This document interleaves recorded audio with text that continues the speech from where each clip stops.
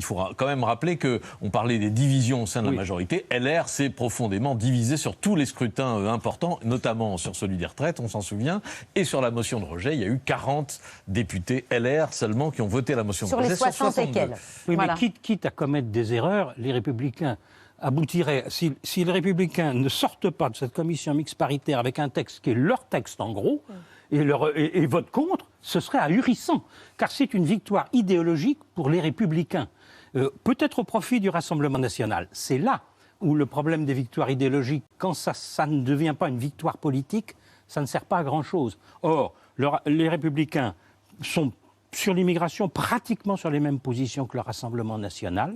Et là, ils mènent la manœuvre, ils entraînent effectivement la majorité macroniste plus loin qu'elle ne voulait aller, c'est sûr, puisqu'il faut aboutir à la loi. C'est donc un peu aux conditions. On voit Bruno Retailleau qui effectivement triomphe. C'est la loi Retailleau, au bout du compte, qui va être votée, si elle est votée demain par l'Assemblée et le Sénat.